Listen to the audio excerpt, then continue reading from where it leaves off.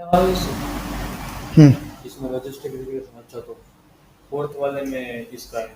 हम्म ठीक है। तो इसके अंदर हम देखने वाले हैं लीनियर रिग्रेशन, उसके ऊपर ही उसके आगे मतलब लीनियर रिग्रेशन का क्या इंट्यूशन है, रीड्स देख लेंगे। इसके साथ साथ फिर लॉजिस्टिक देख लेंगे, लॉजिस्टिक में जो प्रिडिक्ट प्रोबेबिलिटी स्कोर है वो भी देख लेंगे, लीनियर एसवीएम देख लेंगे। ठीक है, ये सारी चीजें देखेंगे। क्लियर? लीनियर रिग्रेशन क्या है? So it is a fundamental and widely use class of model, है ना। Linear regression is fundamental and widely used class of model. They are called linear because they make prediction using linear function of the input feature. इसको linear हम इसलिए बोलते हैं क्योंकि ये जो आउटपुट करता है, जो फंक्शन बनाता है, वो लीनियर फंक्शन यूज करता है। ठीक है। लीनियर का मतलब क्या हुआ? जो काइंड ऑफ उसको डेटा को प्लॉट करे तो सीधा लाइन बनना चाहिए, लीनियर फंक्शन है। और will talk about three linear function, linear regression, logistic regression and linear SVM. तीनों फंक्शन के बारे में बात करेंगे। पहले बात करते हैं लीनियर रिग्रेशन की। It is very popular statistical model and has a long history because क्योंकि ये एक स्टैटिस्टिक्स मेथड से आया है एक मॉडल, तो मैथमेटिक्स का इसका कम ये है। तो इसके अंदर क्योंकि ये स्टैटिस्टिक्स से आया है, तो स्टैटिस्टिक्स में मोस्टली हम इंटरप्रिटेशन की बात करते हैं। तो इसके अंदर भी इंटरप्रिटेशन बहुत अच्छा होता है। इमेजिन दैट, सो सपोज हम लोग एक प्रॉब्लम लेते हैं। हमारे पास स्नेक है, हमारे पास वेट ऑफ द स्नेक, और हमें क्या प्रिडिक्ट करना है? Length of the snake. ठीक है। सपोज हमारे पास एक हाइपोथेटिकल स्नेक है, we want to predict weight of the snake given its length. हमें वेट प्रिडिक्ट करना है, लेंथ दिया हुआ है। ठीक है। और यहाँ पे हम एग्जांपल क्रिएट कर रहे हैं यूजिंग दिस फंक्शन, जिसके अंदर extend Y train, extend Y test सब हम कर रहे हैं। ये हमारा ट्रेन डेटा फ्रेम है, लेंथ और वेट। एक्सटेंड की वैल्यूज क्या है? सिर्फ लेंथ रहेगा, वैल्यूज करेंगे तो हमें एरे देगा। ठीक है। एक्स और वाई को अगर हम विजुअलाइज करें, एक्स और वाई को अगर हम विजुअलाइज करें तो ये कुछ इस तरीके से दिखेगा। मतलब ये हमारा लेंथ और ये हमारा वेट है, हमें ये वैल्यू दिया गया है, तो वेट क्या होगा? ये होगा, है ना। ये वैल्यू दिया गया है तो वेट क्या होगा? ये होगा। इस तरीके से हम काइंड ऑफ पॉइंट प्लॉट करके देखते हैं। ठीक है। अब let's plot a linear model on this data set. पहले हम लीनियर मॉडल प्लॉट करते हैं, बाद में देखेंगे कि किस तरीके से इसका काम मतलब वर्किंग है। ठीक है। पहले हमने यहाँ पे ग्रिड बना दिया और ग्रिड बना के लीनियर मॉडल प्लॉट किया। तो लीनियर मॉडल इस तरीके से प्लॉट करके देता है, बेसिकली एक सीधा लाइन हमें बना के देगा। अब यहाँ पे एसक्यूएल में हम रीड्स रिग्रेशन का यूज कर रहे हैं instead of classical linear model. ये हम देखेंगे किस तरीके से होता है। बाकी के जितने भी प्रोसेस है सब सेम है। जैसे रीड्स अप्लाई किया, फिट अप्लाई किया, प्लॉट किया, फिर अगेन ग्रिड को प्लॉट कर रहे हैं, ग्रिड इक्वल टू ट्रू कर रहे हैं, तो बेसिकली ये ग्रिड है। ठीक है। लेंथ और वाई, वाई की वैल्यू, लेंथ और वेट। तो जब भी हम बेसिकली इसके ये जो आउटपुट में ना, हमें टोटल कितने एक्स है? टोटल कितने एक्स है? एक। एक है ना, हमें वाई निकाल के देना है। टोटल एक्स वैल्यू एक है, राइट। तो एक्स एक है तो वो डायमेंशन एक होगा, एक डायमेंशन है तो वेट पैरामीटर भी एक होगा। अभी तक हमने देखा था ना कि जितने डायमेंशन उतने वेट पैरामीटर। बट ये जो लीनियर फंक्शन है ना, अगर हमारे पास जितने भी नंबर ऑफ फंक्शन रहेंगे, जितने भी नंबर ऑफ पैरामीटर्स रहेंगे या फिर डायमेंशन रहेंगे, उससे एक ज़्यादा पैरामीटर लर्न करता है। तो अगर हमारे पास 4 डायमेंशन है तो 5 डायमेंशन तो 5 पैरामीटर लर्न करेगा, विच इज कॉल्ड बायस। और W0 भी बहुत सारे लोग बोलते हैं, और बी भी बोलते हैं बहुत सारे लोग। MX प्लस सी वाला।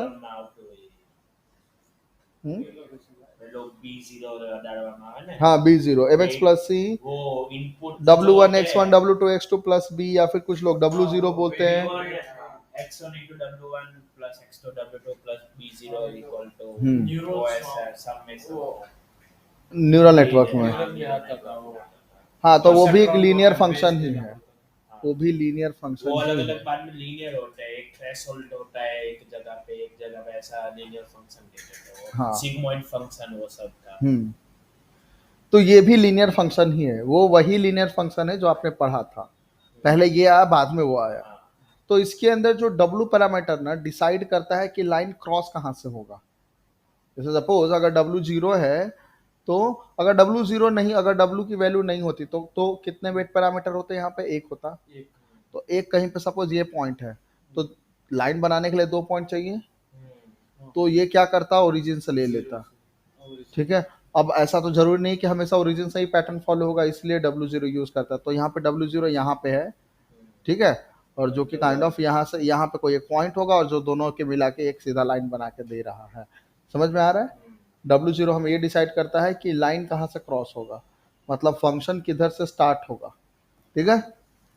The orange line is the learned linear model, इसी को हम लीनियर मॉडल बोलेंगे। तो सपोज अब अगर हमें पास कोई नया एग्जांपल आता है, सपोज जिसका लेंथ कितना है, ये है 1 है, ठीक है, तो उसका वेट पैरामीटर क्या होगा, तो सीधा से यहाँ लाइन खींचेंगे ये, और यहाँ से, हाँ, यहाँ से आ गया 7.5, ठीक है। तो अब अगर यहाँ पे कोई आया तो यहाँ से सीधा लाइन खींचेंगे और यहाँ पे लेके जाएंगे, ठीक है। तो बेसिकली अब ये लाइन हमें एक वैल्यू मिल गई और लाइन के थ्रू हमें दूसरी वैल्यू मिल जाएगी, सिंपल है। तो लीनियर मॉडल इस तरीके से काम करता है। Now the prediction of linear model, हमारे पास स्नेक का लेंथ दिया हुआ था, we can use the model above to predict the target value, कर सकते हैं ना। That is the weight of the snake, हमें जो वैल्यू मिला है वो स्नेक का वेट, मतलब बेसिकली जो जो दूसरा वैल्यू है वो हमारा स्नेक का वेट है। Prediction will be corresponding weight on the orange line. तो सपोज कि कोई नया एग्जांपल है 0.75, स्नेक का लेंथ है 0.75, वेट पैरामीटर क्या होगा, तो R dot predict snake length का पास करेंगे तो सिंपल हमें क्या निकाल के दे रहा है, 6.20, है ना। सो बेसिकली ये हुआ क्या है एक्चुअली में, ये कैसे मिला 6.20, ठीक है, या फिर जब हमने मॉडल को लर्न किया तो जो लाइन बना के दिया वो कैसे मिला, और हम एग्जैक्टली में लर्न क्या कर रहे हैं लीनियर मॉडल में। The model above is a line, जो मॉडल है हमारा एक लाइन है, which can be represented with the slope, ठीक है, which can be represented with the slope. Just एक मिनट होल्ड करो।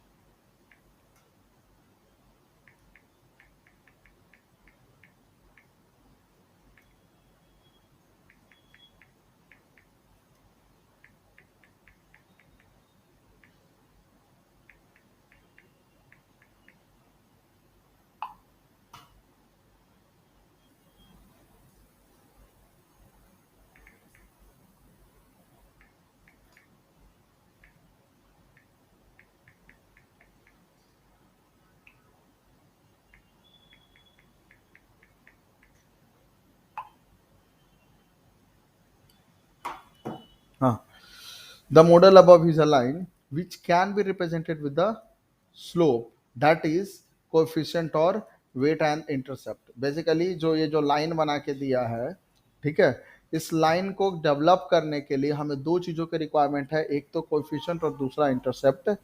बेसिकली कोएफिशिएंट हमारा वेट पैरामीटर है, ठीक है, वेट ऑफ द फीचर, और इंटरसेप्ट हमारा एक डिफरेंट पैरामीटर है।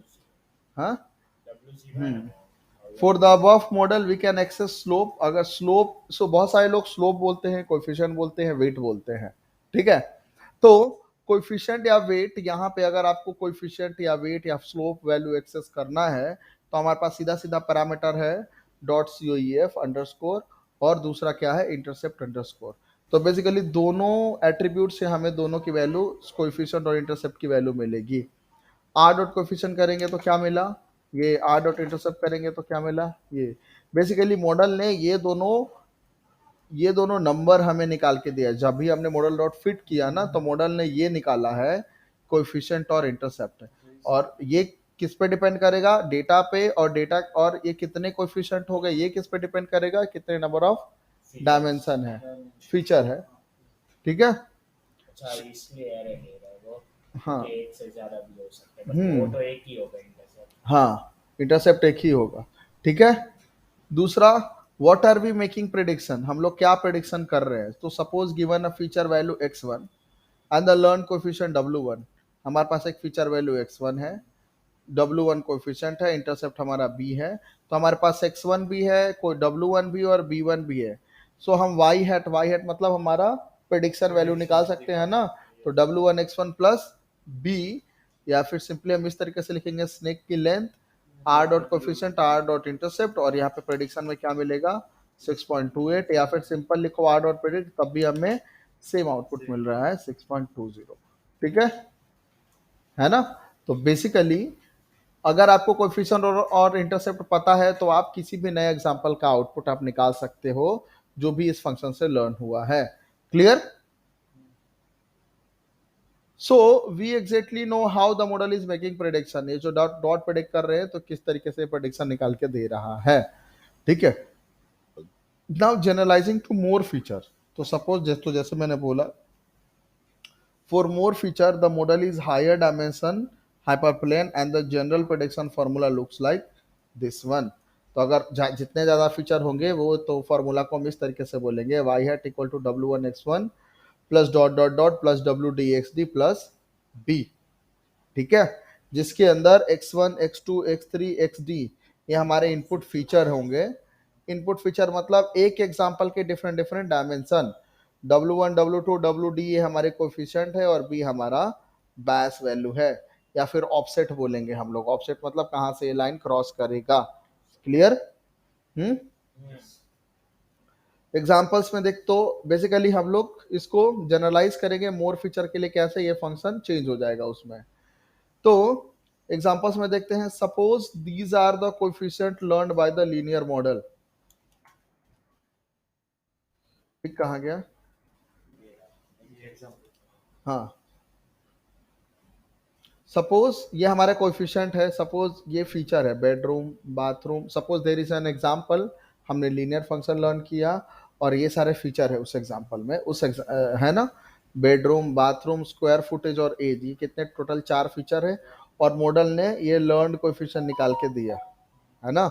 मॉडल ने हमें ये कोएफिशिएंट वैल्यू हर एक फीचर का निकाल के दिया। बेसिकली जितने फीचर होंगे उतने कोएफिशिएंट होंगे, इतना याद रखना। ठीक है।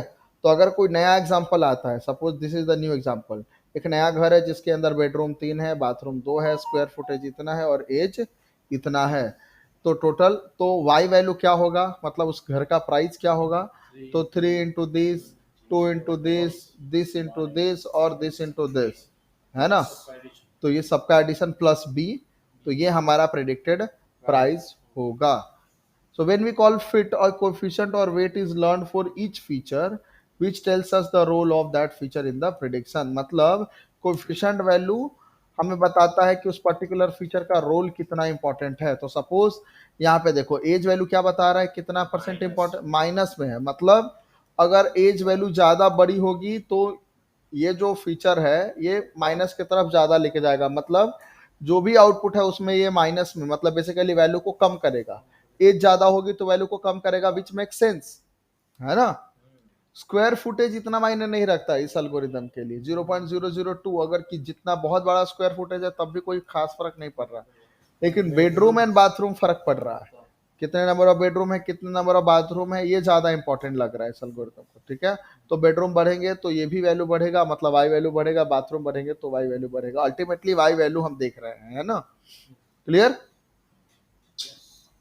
So in linear model for regression, the model is the line for single feature, plane for the 2 feature, hyperplane for the height। Basically जितने अगर 2 से ज्यादा अगर हमारे पास फीचर है तो जो लर्न मॉडल होगा वो हाइपर प्लेन होगा, और हाइपर प्लेन को हम देख नहीं सकते, but in terms of mathematics, in terms of number हम उसको यूज कर सकते हैं। ठीक है। अब बात करते हैं रीड्स मॉडल की। तो रीड्स क्या है? So basically scikit learn has a model को linear regression for linear regression implementation के लिए, ये जो ऊपर हमने देखा उसके लिए हमारे पास एक फंक्शन है लीनियर रिग्रेशन साइकिट लर्न में, जो ऊपर जो हमने सीखा सेम काम हमें करके देता है। ठीक है। But if you use vanilla, ठीक है, but if you use vanilla version of linear regression, है ना, वेनिला वर्जन मतलब basic version, simple version of linear regression, जो ऊपर वाला अगर हम यूज करेंगे, ठीक है, it may result in large coefficient and unexpected result. ठीक है, हम इसका प्रूफ नहीं देख रहे हैं, ठीक है, बट आप इतना समझ लो कि सिंपल लीनियर रिग्रेशन का डब्ल्यू वैल्यू बहुत बड़ा होगा, मतलब बहुत ज्यादा दूर होगा एक दूसरे से। तो जब डब्ल्यू वैल्यू बहुत ज्यादा दूर होगा एक दूसरे से, तो लाइन बनाने में भी डिफरेंसेस होगी, है ना, लाइन इधर हो सकता है डब्ल्यू वैल्यू की वजह से इधर होगा, लेकिन अगर डब्ल्यू वैल्यू को थोड़ा सा, सारे वैल्यू को अगर हम और क्लोज लेके आए तो लाइन हमें परफेक्ट मिलेगा, इतना हम कह सकते हैं। तो ये जो परफेक्ट लाइन के लिए हमें डब्ल्यू को और नजदीक करना पड़ेगा, मतलब सारे डब्ल्यू को एक दूसरे के नजदीक करना पड़ेगा, या फिर मैथमेटिकली इसको हम ऐसा बोले कि ये जो डब्ल्यू वैल्यू जितना ज्यादा दूर होगा उतना ज्यादा एरर होगा इसके अंदर, मैथमेटिकली मतलब जो मॉडल बना के दे रहा आउटपुट, उस आउटपुट में एरर उतना ज्यादा होगा, मतलब उतना ज्यादा हम कंफर्म नहीं हो सकते हैं, ठीक है। बट अगर डब्ल्यू वैल्यू कम होगा मतलब एरर कम होगा मॉडल का, इस तरीके से हम समझ सकते हैं, दूसरा इंटरप्रिटेशन इसका ऐसा है, ठीक है। तो बेसिकली अगर हम सिंपल लीनियर रिग्रेशन यूज करते हैं तो ये जो इसका कोएफिशिएंट वैल्यू है वो लार्ज वैल्यू होता है, ठीक है। So instead of using linear regression use करने के बजाय हम लोग इसका दूसरा वर्जन यूज करते हैं, which is ridge regression, which is linear model ही है, बट इसके अंदर डब्ल्यू पैरामीटर को कंट्रोल करने की ताकत है। That means ridge regression is another version of linear function which control the W parameter, ठीक है, और उसको कंट्रोल करने के लिए एक हाइपर पैरामीटर भी है जिसको हम अल्फा बोलते हैं, ठीक है, इसको हम अल्फा, जो हमें डिसाइड करना है। तो दोनों को इस तरीके से हम इंपोर्ट कर सकते हैं, लीनियर मॉडल में से लीनियर रिग्रेशन, लीनियर मॉडल में से रिज रिग्रेशन। सो बहुत ही सिंपल है, you should use ridge one, मतलब ridge regression instead of linear regression, मतलब जब भी आप लीनियर रिग्रेशन यूज करो, सिंपल है, आप अपने आप को मतलब आप वहां पे रिड्स अप्लाई करो इंस्टेड ऑफ लीनियर रिग्रेशन, ठीक है, बिना कुछ सोचे। यहाँ पे हम लोग बोस्टन हाउसिंग डेटा सेट ले रहे हैं, ठीक है, ये लिया, ठीक है। यहाँ पे हम डिस्क्रिप्शन में देखेंगे तो ये पूरा डिस्क्रिप्शन बता देगा हर एक इंडेक्स का क्या डिस्क्रिप्शन है, ठीक है, टेकन फ्रॉम दिस ये सारा कहाँ से लिया गया है वगैरह, पाइपलाइन बनाया जिसके अंदर स्टैंडर्ड स्केलर और दूसरे बात क्या अप्लाई कर रहे हैं, रीड्स अप्लाई करो, उसको क्रॉस वैलिडेशन में डाला और फिर स्कोर देख रहे हैं, ठीक है। स्कोर है ये 78, 74, 75, 77, 64, मतलब 75 के आसपास का डेटा है, ये टेस्ट स्कोर है, और ट्रेन स्कोर भी लगभग लगभग उतना ही है ना।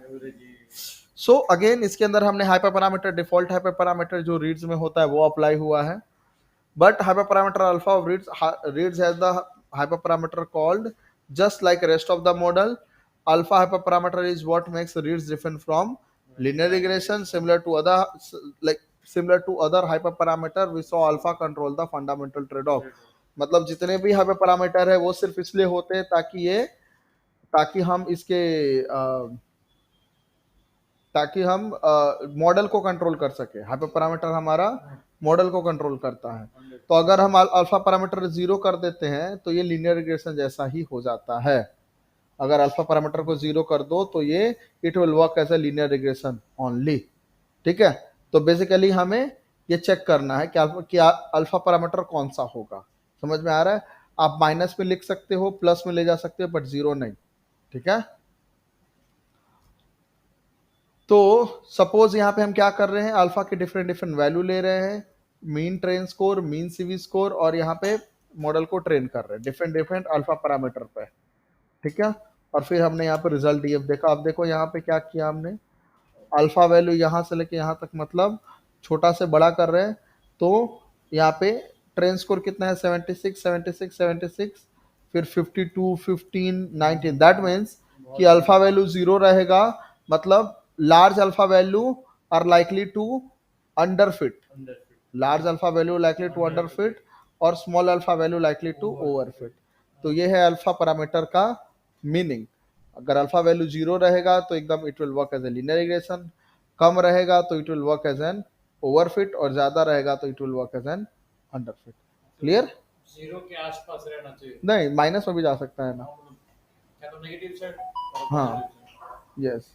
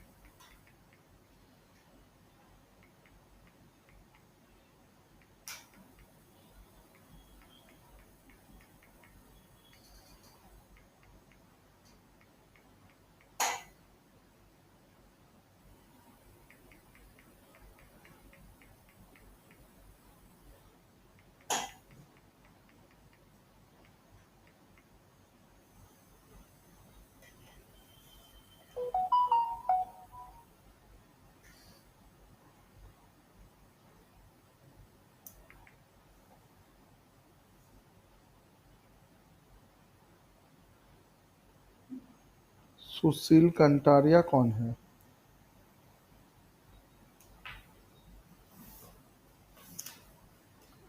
आप लोग के ग्रुप में है क्या कौन?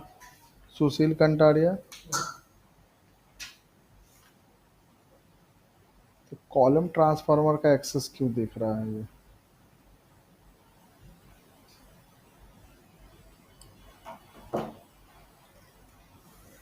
एनीवे, ठीक है, पता चला अल्फा वैल्यू में छोटा रहेगा तो अंडरफिट, बड़ा रहेगा तो ओवरफिट। क्लियर? नहीं, छोटा रहेगा तो ओवरफिट, बड़ा रहेगा तो अंडरफिट। ठीक है, अब बात करते हैं coefficient and interpretation. So model learns the coefficient associated with each feature and the intercept और बायस वैल्यू। दो चीजें सीखता है, coefficient and intercept. So let's examine the coefficient learn by the model. Suppose यहाँ पे हमने reads apply, so best alpha value कौन सा रहेगा, दैट वी नो, ये वाला सीवी स्कोर सबसे ज्यादा इसका है ना। तो ये 0.1 1.0 मतलब ठीक है, एनीवे ले सकते हैं, इसका सबसे ज्यादा है ना, ये रहा, देखिए 1.0 अल्फा वैल्यू।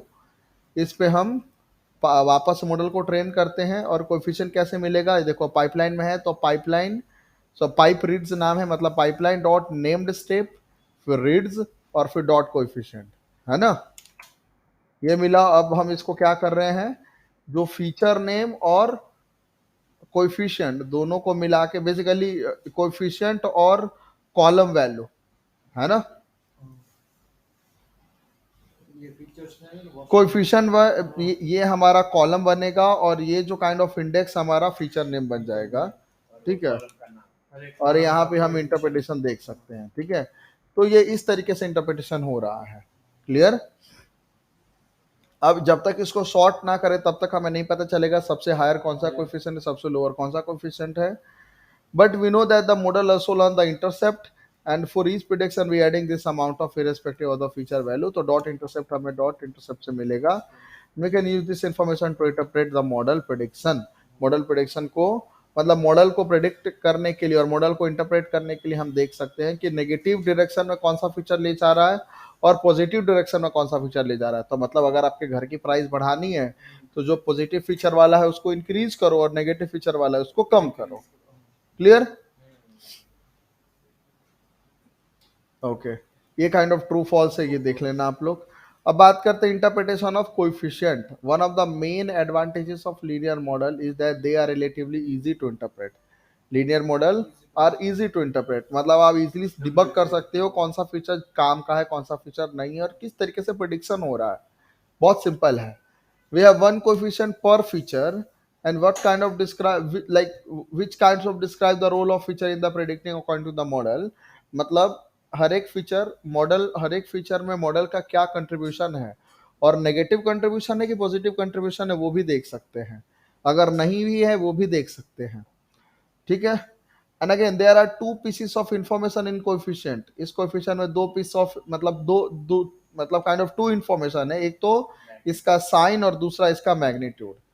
साइन मतलब अगर बेसिकली साइन अगर पॉजिटिव है तो पर्टिकुलर मॉडल पॉजिटिव डायरेक्शन की तरफ प्रेडिक्शन ले जाएगा, अगर साइन नेगेटिव है तो पर्टिकुलर मॉडल नेगेटिव डायरेक्शन की तरफ ले जाएगा। सेम एज मैग्नीट्यूड, अगर मैग्नीट्यूड बड़ा है तो ज्यादा इंपैक्ट होगा, मैग्नीट्यूड छोटा है तो कम इंपैक्ट होगा। Clear. Sign of coefficient already मैंने बता दिया है, तो जैसे यहाँ पे आर एम को लेते हैं, आर एम, और जैसे यहाँ पे आर एम क्या है हमारा, रूम है शायद, नहीं देख लेते हैं आर एम का क्या इंटरप्रिटेशन है यहाँ पे। आर एम मतलब एवरेज नंबर ऑफ रूम पर ड्वेलिंग, है ना, एवरेज नंबर ऑफ रूम पर ड्वेलिंग। आर एम की वैल्यू ये देखो 2.6 है, मतलब नंबर ऑफ रूम बढ़ेंगे तो इतना परसेंटेज टाइम ये बढ़ेगा कोएफिशिएंट वैल्यू, है ना। क्लियर। और क्राइम में क्राइम रेट, अगर क्राइम रेट बढ़ेगा तो घर की प्राइस घटेगी, क्योंकि कोई नहीं चाहेगा उस जगह पे रहना। क्लियर। हाँ मतलब यही तो है प्रेडिक्शन। ठीक है, पूरा घर खाली हो जाएगा। अगर खाली हो जाएगा। ठीक है, ये हम वापस से देख रहे हैं, ये हमारा वापस से सेम है। Again we know that the bigger magnitude मतलब बिगर इम्पैक्ट, स्मॉलर मैग्नीट्यूड मतलब स्मॉलर इम्पैक्ट, साइन भी हमें पता है किस तरीके से होगा। क्लियर। अब यहाँ पे ना हम मॉडल को मतलब ये तो हम क्या कर रहे हैं कि कोएफिशिएंट वैल्यू ले रहे हैं, और फिर उसके फिर वापस से बेसिकली हम लोग मैग्नीट्यूड वैल्यू को, जो मैग्नीट्यूड बेसिकली ये जो कोएफिशिएंट वैल्यू है इसमें से साइन निकाल दिया हमने, खाली मैग्नीट्यूड रखा है। ठीक है, और फिर उसको असेंडिंग ऑर्डर में ये कर रहे हैं, असेंडिंग नहीं डिसेंडिंग ऑर्डर में हम उसको सॉर्ट कर रहे हैं। तो ये वाली मैग्नीट्यूड से हम डिसेंडिंग ऑर्डर में सॉर्ट करते हैं, तो ये एक्चुअल कोएफिशिएंट वैल्यू और ये सिर्फ मैग्नीट्यूड है। ये देखो एल एल क्या है, L tat L stat, L stat क्या है,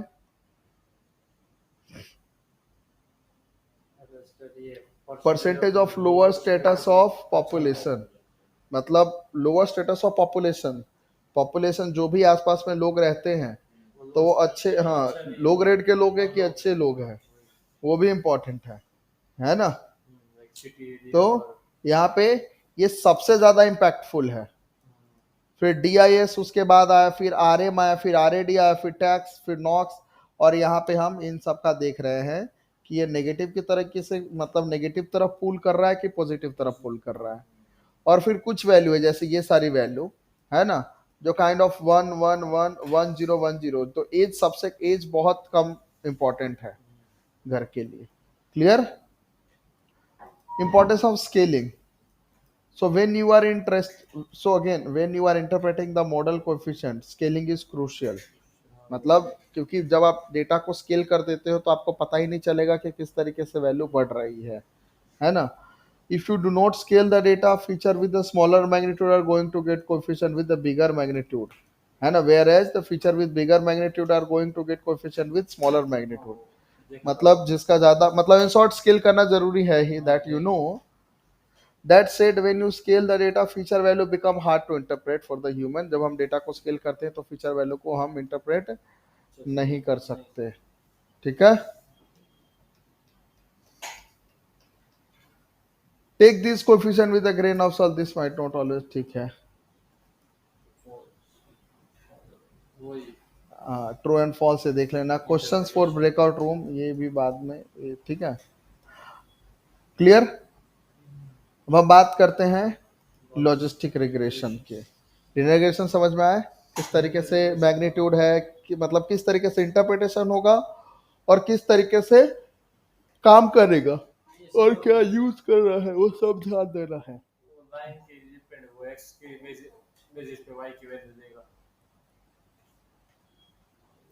आप लोगों ने फेसबुक रिव्यू गूगल रिव्यू डाला क्या टॉप्स का?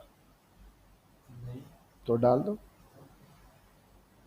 इस पे फेसबुक और Google review Google map review basically Facebook और गूगल रिव्यू डाल के आपको उस करियर सेंटर पे अपलोड करना है स्क्रीनशॉट। मतलब सेंटर पता ही नहीं टॉप है, सेंटर पता ही नहीं है आपको। Career centre top career centre Python में सर ने बताया होगा ना, करियर सेंटर से इंट्रोड्यूस नहीं करा है। कराया था। एडसन पे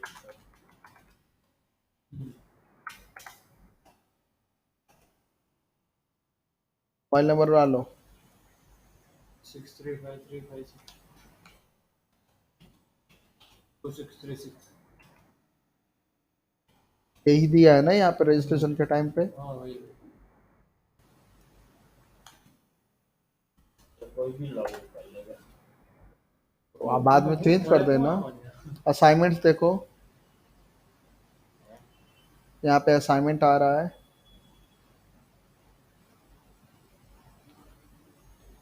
ये पाइथन के असाइनमेंट बाकी है, ये भी बाकी है, वर्किंग विद पैंडास बाकी है। हमारे सर ने आप ही दे दो हम अपलोड कर से हम की दो कौन? सर पाइथन के? हमें गिट का रिपोजिटरी बना के उस सर को देना था तो इसमें से नहीं बोला था हमको। गिट का रिपोजिटरी बना लिया, बाद में अपलोड करना है डॉक्यूमेंट। अपलोड करने के बाद जैसे आप सबमिट में आओगे ना, तो यहाँ पे गिट का लिंक ही डालना है। वो सर ने तो हमें यही बताया इसके इसमें लास्ट में करेंगे लेकिन वो नहीं, यहाँ पे आप लोग को काम करना है कि ये सारा बनाया ना आपने, असाइनमेंट लिख लिया, हाँ वो तो सब हो गया, complete है। तो गिट में अपलोड कर दिया, तो बस यहाँ पे आके खाली सबमिट करना है आपको लिंक लिंक। ये वाले का, ये वाले असाइनमेंट का इसका लिंक अलग अलग किया होगा ना सब। हाँ वर्किंग विद पैंडास आपने मेरे से सीखा है, हाँ वो पूरा का पूरा पूरा का पूरा भेजा है, तो ठीक है। उसको भी गिट में अपलोड करके आप यहाँ पे डाल देना है। लेकिन आप ऐसा भी कर सकते हो, यहाँ पे जाओगे ना, डाउनलोड असाइनमेंट में आएगा ऑप्शन, हाँ, डाउनलोड असाइनमेंट करोगे तो उसमें भी पैंडास के क्वेश्चंस होंगे, वो भी कर लेने हैं। वो भी काइंड ऑफ डाल देने हैं, ये भी डाल देने हैं, ठीक है, दोनों डाल देने हैं। मतलब वो भी आसान होंगे, इजी होंगे, मतलब कोई खास डिफरेंस। आपने जो दिया है उसमें सब आ गया आई नो सब आ गया, बट ये भी कर देना, ठीक है। और ये भेज भेज देना। प्लॉटिंग विद मैटप्लॉटलिब ये भी करना है। पाइथन का लेक्शन ये भी पढ़ा है ना, हाँ ये हो गया तो ये भी करना है। और मशीन लर्निंग का बाकी है, ठीक है। और मशीन लर्निंग में जो भी मैं भेज रहा हूँ वो, तो ये सर रेड आ गया है। हाँ, मतलब ये करना जरूरी है। और रिव्यू के लिए यहाँ पे जाना है, upload review, upload your image, review from Facebook Google, जो कौन सा है, रिमार्क देना है और सबमिट करना है। वो जो खुद से क्वेश्चन बनाना है ना असाइनमेंट में, वो बहुत बोर होता है। बोर कैसे है इसमें, वो तो और इंटरेस्टिंग होना है। Interesting होता है उसमें बहुत मेरे को क्वेश्चन नहीं बनते। मेरे को एक इंटरव्यू मिला था जिसमें कोई क्वेश्चन ही नहीं था, फिर भी बहुत सारे क्वेश्चंस थे उसमें। समझ में आ रहा है? मैं फ्रीलांसिंग अप्लाई कर रहा था, उसने सामने वाले पार्टी कहाँ का था, ही वॉज फ्रॉम, नाम लो कंट्री का जहाँ पे अपने आईटी से डील चलता है। यूरोप यूरोप नहीं, टर्की, टर्की नहीं, फिनलैंड नहीं पता नहीं, मतलब कहीं का तो था, ठीक है, ठीक है। वो मेरे को याद नहीं है कंट्री का नाम। उसने क्या दिया कि यू हैव लाइक 1 आवर, और नहीं 2 आवर्स बोला था, you have like 2 hours, please submit this assignment and after that we will discuss. तो उसने क्वेश्चन दिया था, तो मैंने लाइटली लिया। मैंने सोचा कि क्वेश्चन नहीं होगा ना। 10-15 मिनट बाद मैंने खोला, मैं देखा ये क्या दिया है इसने, जस्ट लाइक असाइनमेंट। मतलब उसने बोला है कि आपके पास एक प्रोजेक्ट है, क्वेश्चन खुद से डेटा से खुद से डाउनलोड कर लो, क्वेश्चंस भी खुद से डिसाइड कर लो। खाली ये बोला कि उस प्रोजेक्ट में ये आना चाहिए, एक प्लॉटिंग होना चाहिए, एक फंक्शन बनना चाहिए, इस तरीके, मतलब पूरा एक प्रोजेक्ट था, लेकिन क्वेश्चन ही नहीं थे। क्या क्या आएगा वो ऐसा, और फिर बाद में आपको वो अपलोड करना है 2 घंटे में, ठीक है। कुछ नहीं यार, वो पांडस का असाइनमेंट उसमें डेटा भी अपने को दिया हाँ, था तो ना। उसमें भी डेटा ही था, उसमें पूरा पाइथन आ गया था।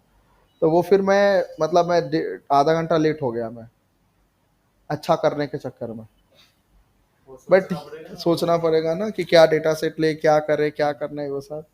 बट अच्छा था, बट इस टाइप के भी असाइनमेंट्स होते हैं और आप लोग को भी वो असाइनमेंट करने पड़ेंगे। नहीं वो तो अच्छा है, मैंने वो किया है।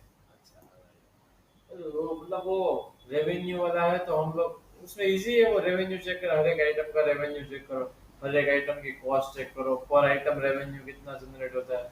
और इंडेक्सिंग में इंडेक्स एक्सेस करते डेटा एक्सेस करना वैसे क्वेश्चन बनाने हैं इंडेक्सिंग में ना खुद के क्वेश्चन। हाँ वही लास्ट में ही है सिर्फ इंडेक्सिंग में खुद के क्वेश्चन। इजी है क्वेश्चंस, लेकिन प्रैक्टिस के लिए अच्छे क्वेश्चन आ रहे हैं। अच्छे वो पहले वाले तो है अच्छे, लास्ट वाले बहुत अच्छे, जो इंडेक्सिंग के 9 10 8 में जो कॉलम्स बनाना पड़ता है और मर्जिंग का जॉइन वाला है ना वो अच्छा, उसमें थोड़ा ठीक है, तो ये देखना आप लोग, ठीक है, और ये अपलोड करना। सबसे अच्छा तो वो एमएल वाला था, एमएल का फर्स्ट है ना वो बहुत मस्त है, वो डेटा फ्रेम पूरा बनाना होता है, पूरा बनाना उसमें है, सारे का सारा फॉर्मेट अलग अलग दिया हुआ है, अलग अलग दिया हमें हुआ वो है, हर पैरामीटर की समझ आ जाती है, हर हाँ हाँ, वो आपको डेटा फ्रेम के। चेक करने के हाँ, लिए वो इक्वल है कि सेपरेटर नहीं। होता है, वो लास्ट वाला ड्रॉप करना है, फर्स्ट हेड ड्रॉप करना है, वो बहुत अच्छा है। वो कोई पता ही नहीं होता, हम सिर्फ डेटा फ्रेम ही यूज करते हैं, डेटा फ्रेम एरे दिया, होता रीड सीएसवी सिंपल। रीड से वही तो चीज है, सब हाँ समझना है। किया आपने, नहीं किया ना कौन सा फर्स्ट एमएल वो हो गया होमवर्क 1? जो क्वेश्चन खुद से बनाना वो मैंने टच भी नहीं किया है वो लास्ट में करूंगा। लास्ट पे नहीं, ये नेक्स्ट टाइम पे सारे अपलोड होने चाहिए गिटहब के लिंक, और ये रिव्यू भी चाहिए दोनों का, कल तो हो जाएगा। गूगल फेसबुक दोनों रिव्यू डाल दो, ठीक है, जैसा आपको सही लगता है, लेकिन थोड़ा डिस्क्रिप्टिव डालना, ठीक है। क्या सोच रहे हो, क्या है रिव्यू डाला ऐसा आपके ऊपर जाता है। इंग्लिश मीडियम में होने वाला है तो ये कि हूं रिव्यू मतलब क्या क्या डाले ऐसा। पता है कोर्स कौन सा कर रहे हो, आपको कोर्स कैसा लगा, यहाँ पे फैकल्टी कैसी लगी, यहाँ का एनवायरनमेंट कैसा है, जो भी आपको समझ में आता है थोड़ा डिस्क्रिप्टिव डालना मूवी है। तो रिव्यू दे दे जॉन विक में तो हाँ, ऐसा ही दे देता जॉन विक समझ के हम्म, ठीक है, सही दे डालना। अब बात करते हैं लॉजिस्टिक रिग्रेशन की।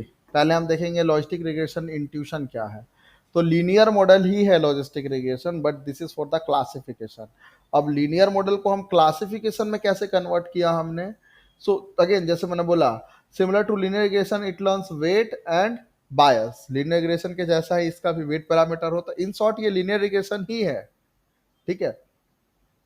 It applies a threshold on a raw output to decide whether the class is positive और नेगेटिव। मतलब जो भी वाई वैल्यू मिला, वो वाई वैल्यू पे हमें कोई थ्रेशोल्ड वैल्यू लगाते हैं कि अगर इस थ्रेशोल्ड वैल्यू से ये वाई वैल्यू कम है तो नेगेटिव, ज़्यादा है तो पॉजिटिव। इस तरीके से हम, हाँ, इस तरीके से हम क्लासीफाई कराते हैं।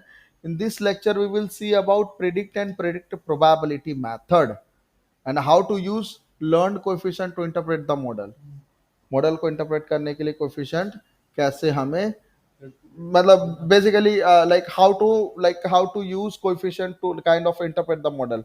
मतलब पर्टिकुलर मॉडल हमें पॉजिटिव की तरफ ले जा रहा है मॉडल का, कि नेगेटिव की तरफ ले जा रहा है, वो भी हमें करना है। वो लीनियर मॉडल वो कोएफिशिएंट तो जो मॉडल कैलकुलेट करता है वो सिंपल स्लोप ही होता है, डिफरेंस दोनों में हम्म हर एक पॉइंट का डिफरेंस होता है। हम्म, मतलब वापस से बोलो, क्या मेरे को समझ में। वो जो कोएफिशिएंट जो w पैरामीटर हम हाँ जो वो देता हाँ, है देखते हैं, हाँ। तो वो कैलकुलेट कैसे होता है? सी उसके लिए दैट इज लाइक टोटल पूरा मैथ्स है दैट, हाँ, that is like we are not saying मुझे लगा वो ओवर। सिंपल लीनियर और स्लोप को फाइंड नहीं करते हैं वो वही फंक्शन है, अच्छा ऐसा ही है। हाँ, सेम मतलब सेम, हर एक पॉइंट के लिए वो हाँ देता है, बिल्कुल, उसके बाद में एवरेज और कुछ एवरेज करता है, निकाल के देता है, ऐसा हाँ, करता है। सेम वैसा ही। बट वो हम मैथमेटिकल तरीके से नहीं देख हाँ, रहे हैं, वो ठीक मैंने है। बोला ये उसमें तो सिंपल हम 2 पॉइंट देते हैं, लेकिन ये हम्म, मल्टीपल होगा तो फिर नहीं नहीं, बिल्कुल वैसा ही करते हैं इसमें, ठीक है। इसके अंदर हम दो मेथड देखेंगे, प्रेडिक्ट और predict probability, and we will learn how to use coefficient to interpret the model. Model को इंटरप्रेट करने के लिए कोएफिशिएंट कैसे सीखना है, ठीक है। नाउ मोटिवेशन एज एन, पहले हम एग्जांपल देखते हैं, कैसे the problem of predicting sentiment expressed in movie review. मतलब आप मूवी रिव्यू दे रहे हो, उसका सेंटीमेंट क्या है, किस तरीके से वो आपको आपके पास है। तो सपोज हमारे पास ट्रेनिंग डेटा है, 3 रिव्यू है, रिव्यू 1, रिव्यू 2, रिव्यू 3, और तीनों रिव्यू कैसा है, देखो पहला रिव्यू है movie was excellent, the performance was Oscar वर्दी। अब इसके अंदर पॉजिटिव क्यों है, क्योंकि हम जो हम वर्ड यूज कर रहे हैं वो पॉजिटिव वर्ड्स है, अच्छे वर्ड है। Review 2, what a boring movie, I fail sleep twice while watching it, तो एक नेगेटिव रिव्यू है। Review 3, I enjoy the movie and excellent, मतलब बेसिकली ये एक्सीलेंट वर्ड यूज किया तो मतलब ये पॉजिटिव रिव्यू है। तो हमारे पास टारगेट है पॉजिटिव और नेगेटिव, और कौन कौन से फीचर है जो काइंड ऑफ इसके अंदर हमें मूवी को पॉजिटिव और नेगेटिव की तरीके से बता रहा है। फीचर एक्सेलेंट, बोरिंग और एक्सेलेंट। हाँ, एक्सेलेंट, बोरिंग और फ्लॉलेस कहीं पे नहीं है, मतलब ये सारे जो अच्छे वर्ड है ये सारे फीचर होंगे हमारे, मतलब डब्ल्यू पैरामीटर होंगे जो काइंड ऑफ ये बताएगा कि ये रिव्यू पॉजिटिव है कि नेगेटिव है। तो ठीक है, तो सपोज ये रिव्यू है learned coefficient associated with all feature, तो अगेन यहाँ पे suppose our vocabulary contains only the following 7 words, हमारी वोकैबुलरी है जिसके अंदर 7 वर्ड्स हैं वोकैबुलरी में, मतलब आपने मॉडल को ट्रेन किया और मॉडल को ट्रेन किया इस टेक्स्ट डेटा पे, ठीक है, और टेक्स्ट डेटा ने ऐसे 7 फीचर निकाला और 7 फीचर का हम कोएफिशिएंट वैल्यू देख रहे हैं, ठीक है। जैसे यहाँ पे ये हमारा वर्ड है, एक्सीलेंट का कोएफिशिएंट वैल्यू क्या है 1.93, डिसअपॉइंटमेंट का -2.20, फ्लॉलेस का 1.43, बोरिंग का -1.40, अनवॉचेबल का -2.04, इनकोहेरेंट एंड सटल, ये सारे क्या है, ये सारे वर्ड है और ये सारे कोएफिशिएंट है, ठीक है। और लीनियर क्लासिफायर लर्न्स वेट और coefficient associated with each feature, ठीक है। अभी के लिए हम बायस को इग्नोर कर रहे हैं, ठीक है। ये वैल्यू है, ये फीचर है और ये इसकी कोएफिशिएंट वैल्यू है। तो प्रिडिक्टिंग विद लर्न वेट, तो सपोज हमारे पास लर्न कोएफिशिएंट और ये है वेट पैरामीटर है, और एक एग्जांपल है, suppose this is the review. Review क्या है, it got a bit boring at a time but the direction was excellent and the acting was flawless. इसमें से टोटल कौन कौन से वर्ड जो इस फीचर वेक्टर में आ रहे हैं, तो इसमें से आ रहे हैं बोरिंग, एक्सीलेंट और फ्लॉलेस आ रहे, ठीक है। तो अब हम क्या करेंगे ना, इसको यूज करने के लिए इसके बेसिकली इसके अंदर से हम वो सारे फीचर निकालेंगे जो इसके अंदर है। कौन कौन सा फीचर है, बोरिंग, एक्सीलेंट और फ्लॉलेस। अब यहाँ पे क्या करेंगे, मैं चेक करूंगा एक्सीलेंट है हमारे फीचर वेक्टर में, इसमें से है एक्सीलेंट है तो वहां पे 1 करेंगे, ठीक है। डिसअपॉइंटमेंट है, नहीं है तो 0 करेंगे। फ्लॉलेस है, हाँ है तो 1 करेंगे। बोरिंग है, हाँ है तो 1 करेंगे, और बाकी सब के लिए 0 0 0। इस तरीके से हमने क्या बनाया, ये फीचर वेक्टर, मतलब बेसिकली हाँ बेसिकली ये सारे डब्ल्यू पैरामीटर है, जहां जहां वर्ड आया वहां वहां 1 और बाकी जगह पे 0। अब डब्ल्यू पैरामीटर से मल्टीप्लाई कर देंगे, क्लियर। अब हम स्कोर कैसे मिलेगा, तो basically scoring into this basically हम यहाँ पे 1 मल्टीप्लाई कर रहे हैं तो वैल्यू तो कोई चेंज होने नहीं वाली है ना। तो बोरिंग का कोएफिशिएंट, एक्सीलेंट और फ्लॉलेस का कोएफिशिएंट बाकी का 0 है तो देखना है नहीं। टोटल मिला 1.96, 1.96 इज ग्रेटर देन 0, यस। सो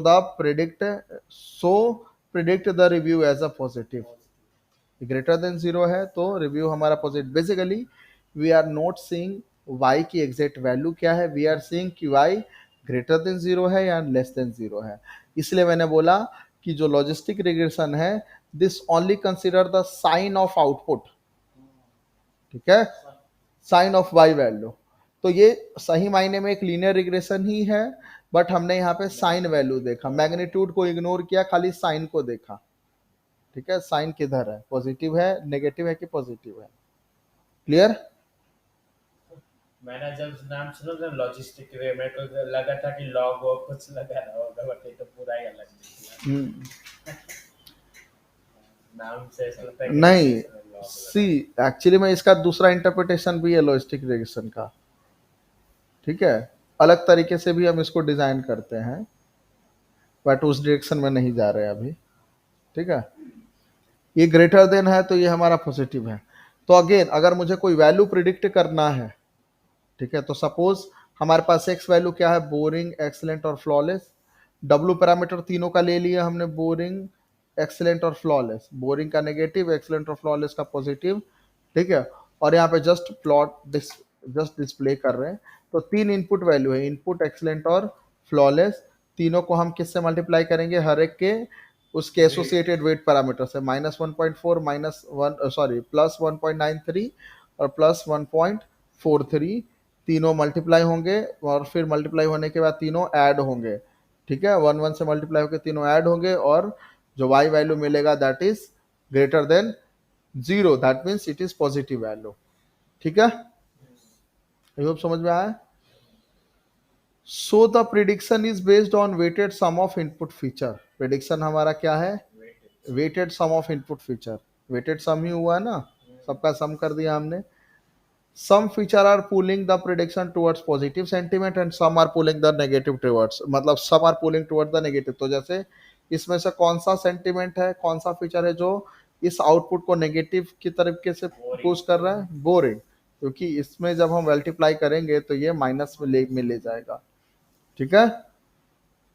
तो अगर इसकी वैल्यू बड़ी रहेगी, अगर कोएफिशिएंट की वैल्यू 5.4 रहेगा, -5.4, तो क्या होगा, मतलब ये ज्यादा इंपॉर्टेंट कंसीडर होगा लेकिन नेगेटिव डायरेक्शन में, है ना, तो ये हो सकता है कि ये y पॉजिटिव के जगह पे, y पॉजिटिव के जगह पे नेगेटिव हो जाए, जितना वर्ड बढ़ेगा उतना नेगेटिव जाएगा, ठीक है। हाँ, यहाँ पे क्या कर रहे हैं, सिंपल हमने एक फंक्शन बना दिया ये, ठीक है, और उसको जस्ट डिस्प्ले कर रहे हैं, ये यहाँ पे इंटरेक्टिवली देख रहे हैं,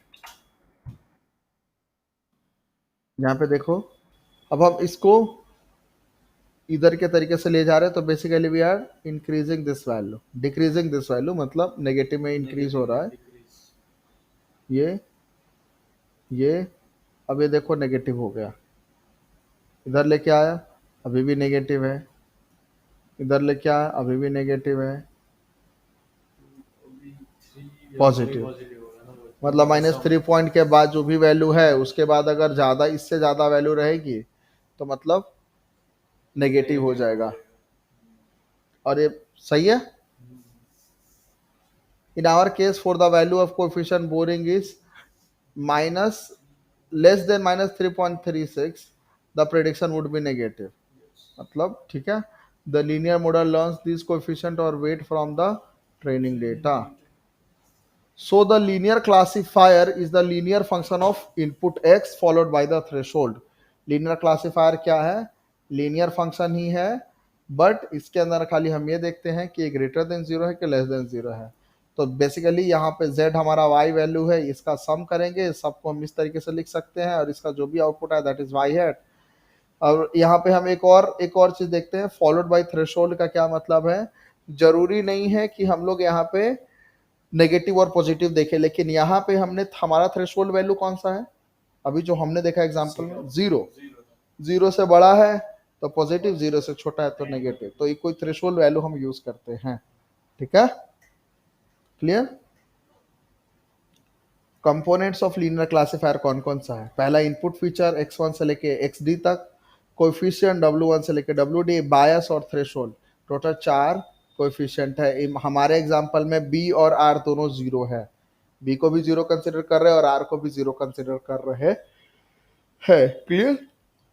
नाउ समझ में आया ना,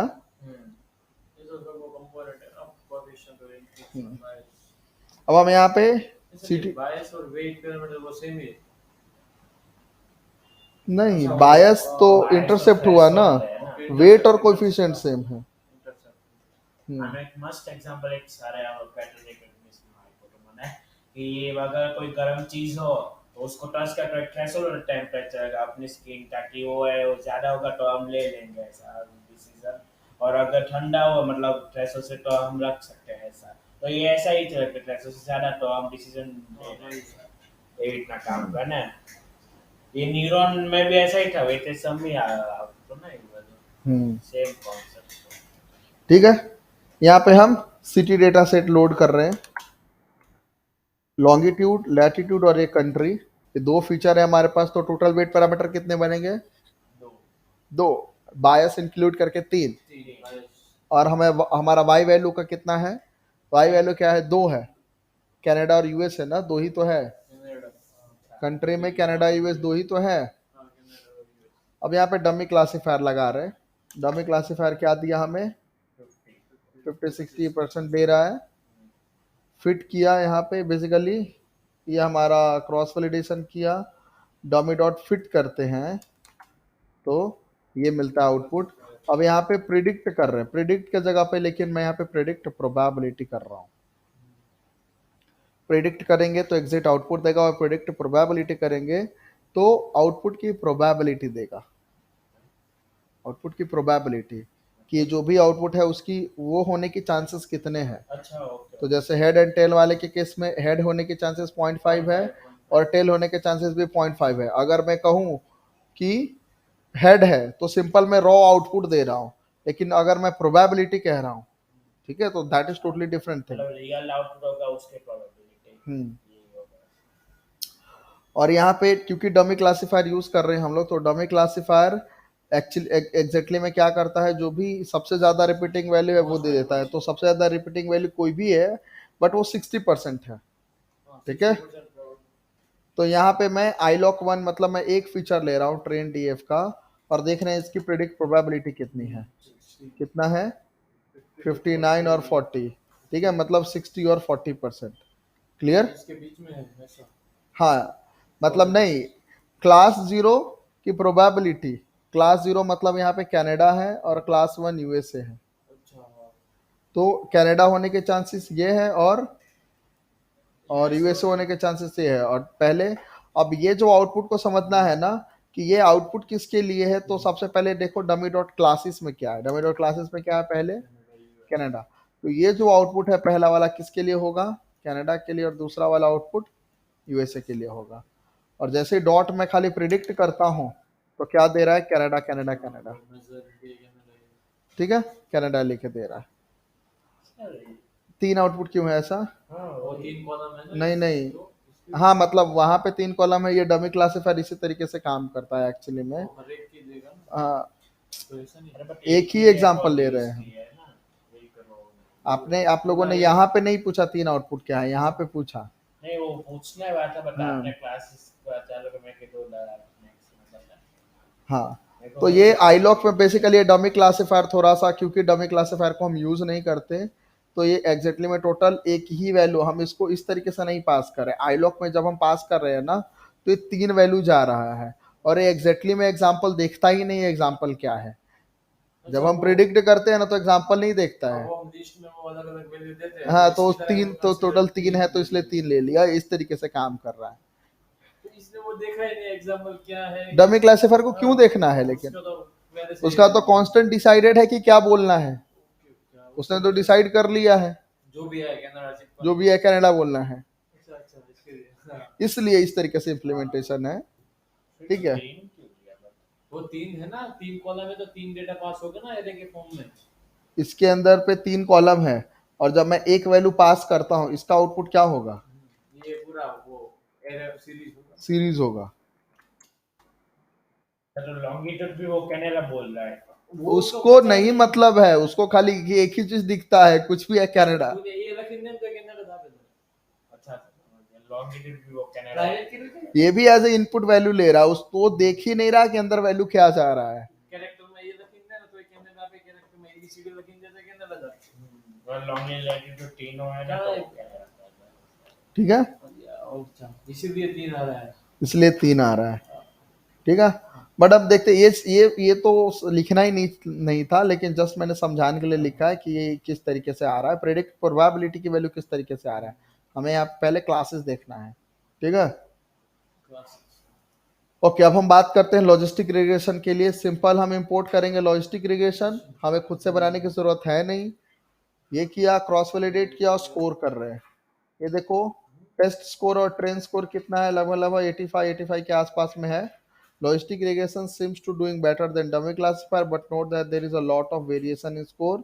जैसे यहाँ पे 93 है, यहाँ पे 85 है, यहाँ पे 69 है, यहाँ पे 78 है ना, बहुत ज्यादा वेरिएशन है स्कोर्स में, ठीक है। इसमें स्कोर टाइम तो 0 है, टाइमिंग है ये तो तो पता है बट 0.00001 ऐसा कुछ होगा, पहले के 5 वैल्यू लिया। Okay, assassin learned parameter. अब सपोज मॉडल हमने लर्न कर लिया, तो इसके हाइपर पैरामीटर कौन कौन से है, तो इसके पैरामीटर कौन कौन से, W और B है ना। तो recall that the logistic regression learns weight and bias, है ना, या फिर वेट और इंटरसेप्ट है, कोएफिशिएंट और इंटरसेप्ट है। How to assess this model, कैसे मिलेगा? तो जैसे हम रीड्स रिग्रेशन में एक्सेस करते थे कोएफिशिएंट और इंटरसेप्ट, वैसे ही लॉजिस्टिक रिग्रेशन में एक्सेस कर सकते हैं। तो ये लॉजिस्टिक रिग्रेशन है, डॉट फिट किया और एला डॉट कोएफिशिएंट, एला डॉट इंटरसेप्ट है और ये सब। अब ये प्रॉपर देगा आउटपुट। टोटल 2 कोएफिशिएंट वैल्यू है, इसका इतना, इसका इतना और इसका 10। अब यहाँ पे देखो दोनों नेगेटिव के तरीके से पुल कर रहा है, दोनों नेगेटिव मतलब दोनों कनाडा की तरफ पुल कर रहा है, बट नेगेटिव मतलब कनाडा यहाँ पे। अब वो कैसे? क्योंकि मेरे को पता है डॉट क्लासेस में पहले कनाडा आएगा फिर यूएस आएगा, तो कनाडा को 0 और यूएसए के 1, ठीक है। तो वो मतलब जो अगर order जीरो में से आता है, कम होगा तो कैनेडा लगेगा, ऐसा थ्रेशोल्ड के नीचे। ऐसा क्यों? कनाडा ही यूएस डेटा ही ऐसा है। पहले इस नहीं, इसने पहले सी आया फिर यू आया, इस तरीके से ऑटोमेटिकली ले लिया। मतलब सी को क्लास 0 ले लिया उसने। शॉर्ट करके अब ये किसको 0 ले रहा है किसको 1 ले रहा है, ये कैसे पता चलेगा? डॉट क्लासेस देखेंगे तो पहला पोजीशन 0, सेकंड पोजीशन 1, ऊपर बताया था ना, इसलिए बताया था मैंने। क्लियर? और सर ये मतलब ये दो कोई जिसका क्लास 2 है, ये पॉजिटिव नेगेटिव और ए या बी एनीथिंग, और 2 क्लास के लिए ये लॉजिस्टिक रिग्रेशन काम करता है ना। हाँ, बाइनरी क्लास के लिए Binary है, class वो- मल्टी क्लास के लिए भी कर सकते हैं, इसका अलग वर्जन भी है, ठीक है। बट हाँ, मतलब इसको बनाया गया है क्योंकि अगर सपोज 3 क्लास है, रेड ग्रीन ब्लू, तो या तो रेड क्लासिफाई करो या फिर ग्रीन, मतलब रेड करो या ना करो वैसे। अच्छा तो ऐसे टोटल 3 मॉडल भी बनाता है वो, अच्छा, वो रेड मतलब 3 बाइनरी क्लास बना के 3 क्लासेस के लिए कर सकता है ना। हर एक के लिए रेड के साथ हाँ। ब्लू, रेड के साथ ग्रीन। हाँ, हर एक के लिए नहीं। हाँ, मतलब ऐसा भी है, रेड के साथ ग्रीन करेगा, रेड है और या ग्रीन है, रेड के साथ ब्लू करेगा, रेड है या ब्लू है, और ब्लू के साथ रेड, मतलब ब्लू और ग्रीन का अलग बनेगा। ऐसा भी है एक एक फंक्शन इसके अंदर, और दूसरा ऐसा भी है, रेड या फिर बाकी सारे कलर, ग्रीन या फिर बाकी सारे कलर, ऐसे। तो पहले वाले को 1 वर्सेस 1 बोलते हैं OVO, और दूसरे वाले वर्जन को 1 वर्सेस रेस्ट बोलते हैं OVR। ये दोनों फीचर हम लॉजिस्टिक रिग्रेशन में देख सकते हैं।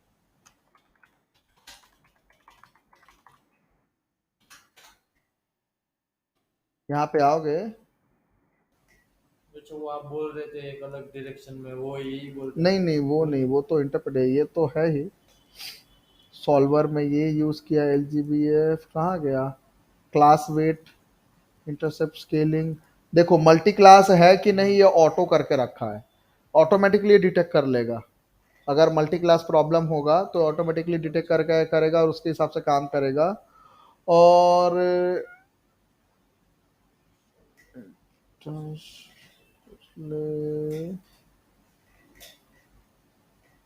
ये रहा, मल्टी ऑटो के जगह पे OVR है या फिर मल्टी नॉर्मल है। मल्टी OVO निकाल दिया, OVO भी है एक वर्जन, लेकिन OVO शायद इसमें निकाल दिया है।